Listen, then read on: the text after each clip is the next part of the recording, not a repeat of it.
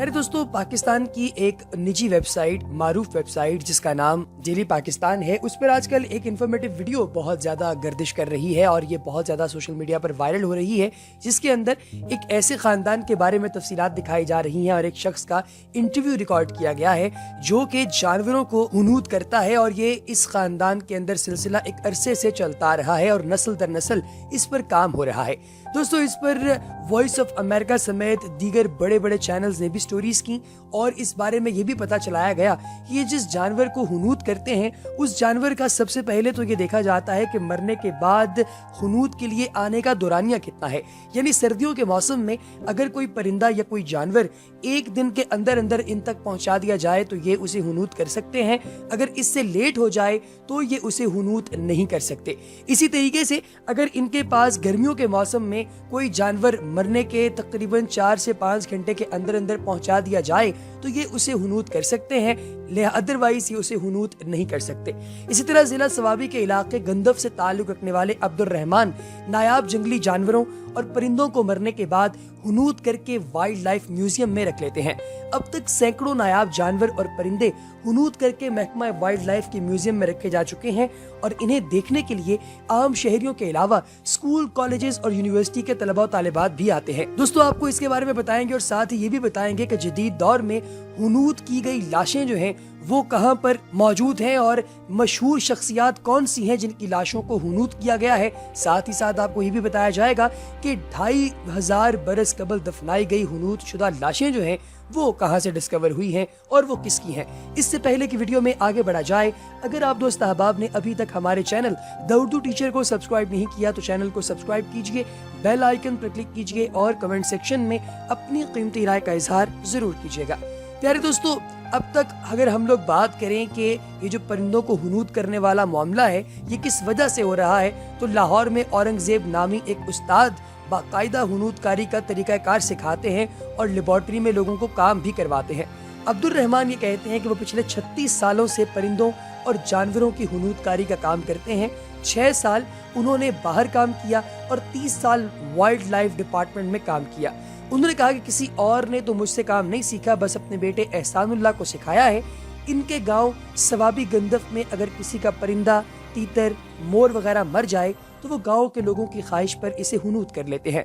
अब्दुल रहमान ने कहा कि जब कोई परिंदा पालता है तो वो उससे मोहब्बत करता है और अगर परिंदा मर जाए तो वो अफसुर्दा होता है। मैंने इस तरह के कई वाक़यात देखे हैं कि किसी का तोता मर रहा हो तो वो रो कर कह रहा होता है कि मेरे तोते को हुनूद कर दो। एक गाँव मेरे बेटे एहसान के पास एक बंदा जो है वो सामने आया हमारे गाँव के अंदर, उसने कहा कि जी तोता मर रहा है और वो शख्स रोता जा रहा था और कह रहा था कि मेरे तोते को आज ही हुनूद कर दो, जबकि इस अमल पर तकरीबन हफ्ता 10 दिन लग जाते हैं। लेकिन वो बता रहा था कि हर हाल में मुझे आज ही तोता चाहिए क्योंकि ये तोता मेरे साथ रात को सोता भी है और मैं इसके बगैर सो नहीं सकता। तो बड़ी मुश्किल से इस मरे हुए तोते को हमने उसी दिन हुनूद करके उस शख्स को वापस कर दिया। तो हुनूदकारी जो है वो कुछ इस तरीके से की जाती है। और अब हम आपको बताते हैं कि जदीद दौर में किन किन लाशों को जो है वो हुनूद किया गया है। दोस्तों, लाशों को हुनूद करने का रिवाज हजारों साल कदीम है। कदीम मिस्र में बादशाहों और फिरौनों की लाशों को हुनूद करके रख दिया जाता था। मिस्रियों का मानना था कि मरने के बाद उन्हें दोबारा जिंदगी मिलेगी और वो दोबारा जी उठेंगे। बड़े बड़े अहराम मिस्र जो दरअसल फिरौन के मकबरे हैं इसी अकीदे की यादगार है। मिस्र में फिराइन के मरने के बाद उनकी लाशों को हुनूद करके उनके साथ ढेर सारा सोना, चांदी और दौलत भी उनके मकबरे में रख दिया जाता था ताकि जब ये फिरौन दोबारा उठें तो इन्हें किसी चीज की कमी ना हो। दुनिया में मौजूद हर मजहब में लाशों को महफूज तरीके से ठिकाने लगा दिया जाता है। कहीं मुर्दों को दफन किया जाता है, कहीं जला दिया जाता है। पारसी मजहब में मुर्दों को ताबूत में रखकर एक खुले हुए टावर या कुएं या एक खोदे गए गड्ढे में रख दिया जाता है ताकि ये मुर्दार खोर परिंदों की खुराक बन सके। जिस मकाम पर इन परिंदों को रखा जाता है इसे मकाम सुकूत या टावर ऑफ साइलेंस कहा जाता है। ताहम जदीद दौर में लाशों को महफूज करने का रिवाज भी जारी है। ये रिवाज कहीं सकाफती बुनियादों पर और कहीं सिर्फ अकीदत की बुनियादों पर अपनाया जाता है। तो आज भी बेशुमार लोग ऐसे हैं जिनकी लाशों को हुनूद किया गया है। इसमें सबसे पहले बात करते हैं रूस के इनकलाबी रहनुमा व्लादिमीर लेनिन की। इसने अपनी मौत के बाद अपनी वालदा के पहलू में दफन होना चाहा, लेकिन रशियंस ने इसकी लाश को हुनूद करके इसे मॉस्को म्यूजियम में रख छोड़ा, जहां रोजाना हजारों की तादाद में लोग लेनिन के मुर्दा जिस्म को देखने आते हैं। کچھ روسی ایسے بھی ہیں جو اب لینن کو دفنانے پر زور دے رہے ہیں، لیکن دیکھیے کہ یہ بات کامیاب ہوتی ہے یا نہیں۔ پھر بات کرتے ہیں ایوا پیرون کی۔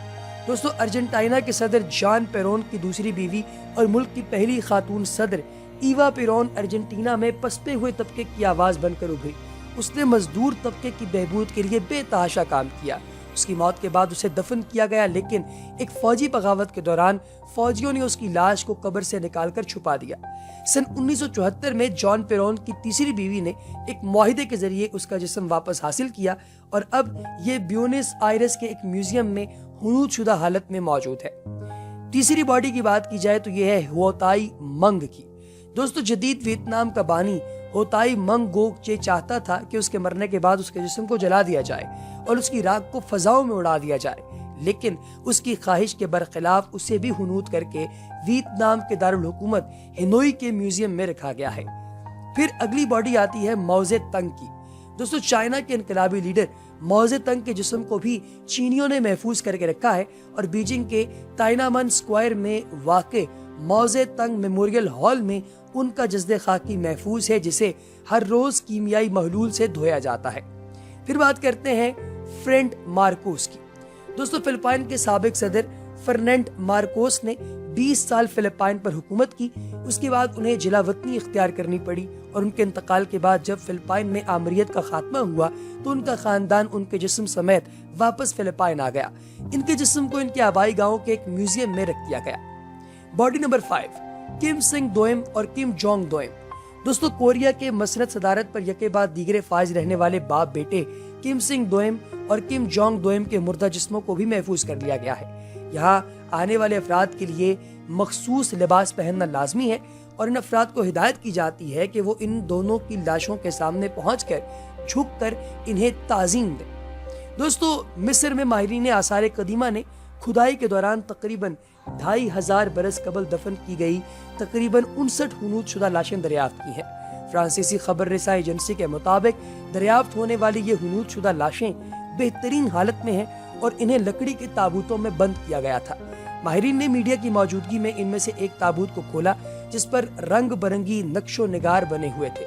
دوستو یہ 59 ہنود شدہ لاشیں قاہرہ کے جنوب میں واقع سقارہ کے قبرستان میں کھدائی کے دوران دریافت ہوئیں، جو کہ یونیسکو کی جانب سے عالمی ثقافتی ورثہ قرار دیا گیا۔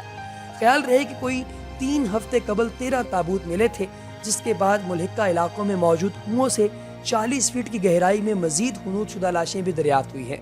مصر کے وزیر سیاحت اور نوادرات خالد العنائی کا کہنا ہے کہ اس علاقے میں 4700 سال قدیم برم جوزر کے پاس مزید تابوت بھی ہو سکتے ہیں۔